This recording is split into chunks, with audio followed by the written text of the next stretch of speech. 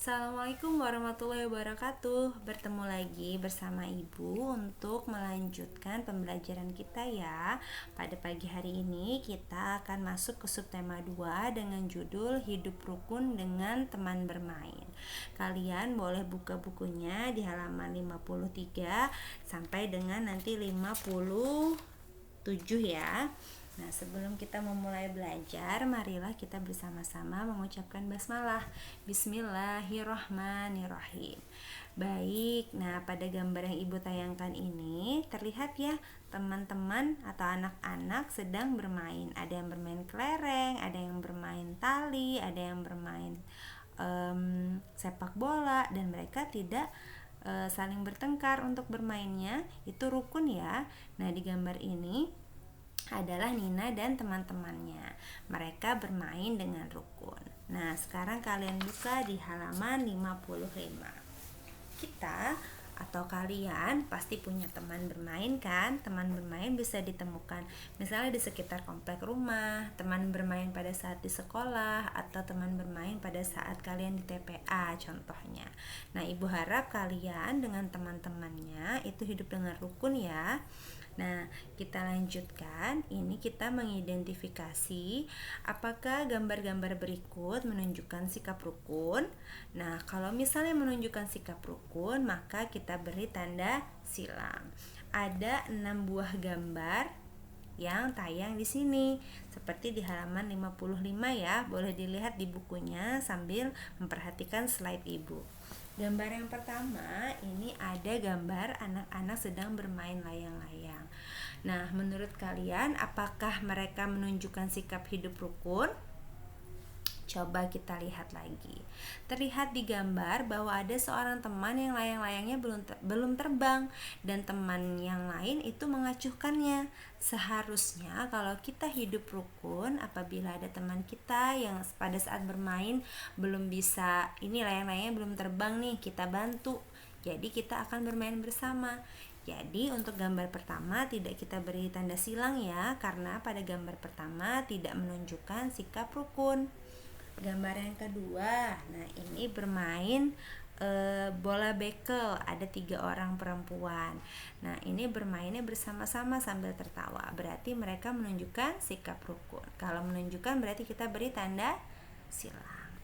Lanjut ke nomor 3. Di nomor 3 ini sepertinya sedang di sekolah, di lapangan, lagi bermain bersama-sama, main kejar-kejaran sepertinya.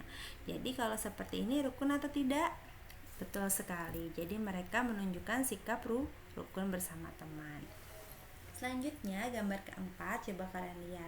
Mereka sedang berada di lapangan dan bermain. Tapi coba kita beri tanda lingkaran. Mereka ini saling bertengkar. Nah, kalau bertengkar berarti tidak menunjukkan sikap rukun. Berarti tidak kita beri tanda silang ya.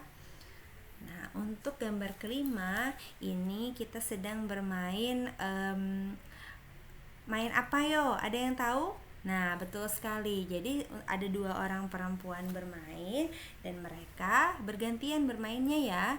Nah, berarti kita beri tanda silang. Berarti ini rukun mainnya, gantian. Setelah satunya selesai bermain, bergiliran gantian ke satunya lagi. Nah, di sebelahnya gambar yang terakhir ini sedang bermain juga. Nah, kalian pernah bermain seperti pada gambar ini tidak? Nah, ini kan pasti gantian juga nih. Dan di sini terlihat bahwa mereka rukun. Betul sekali. Kalau rukun kita beri tanda silang. Good job. Nah, selanjutnya kita kan tadi sudah mencari tahu contoh-contoh yang menunjukkan sikap rukun dari gambar yang tersedia. Kita sekarang lanjut ke pembelajaran mengenai kalimat ajakan. Apa itu kalimat ajakan? Nah, kalimat ajakan adalah kalimat yang menyatakan ajakan seseorang kepada orang lain yang diajak bicara untuk melakukan sesuatu. Nah, biasanya di kalimat ajakan menggunakan kata yang mengandung unsur ajakan seperti ayo, mari, ayolah, mari, dan yuk. Bisa mencontohkan? Nih, Ibu lanjutkan. Ciri kalimat ajakan adalah tadi menggunakan ayo, mari, dan yuk.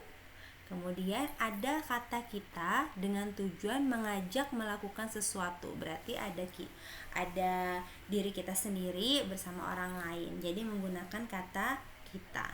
Kemudian jika yang diajak beberapa orang, maka menggunakan kata seperti teman-teman atau saudara-saudara. Contohnya seperti apa sih, Bu? Contohnya adalah marilah kita sholat berjamaah dan tepat waktu. Nah, marilah ini merupakan kata ajakan. Pasti ada kita karena kita mengajak orang lain. Misalnya nih yang mengucapkan adalah Syauki. Nah, Syauki berkata pada saat di depan kelas, marilah kita sholat berjamaah dan tepat waktu, katanya. Nah, berarti Syauki mengajak teman-temannya. Contoh yang lain apa? Contoh yang lain adalah ayo budayakan gemar mengaji, paling tidak 1 hari 1 ayat. Kemudian ada lagi contohnya, mari budayakan menabung dan berhemat, jangan suka boros. Nah, marilah, ayo, mari merupakan contoh kalimat ajakan.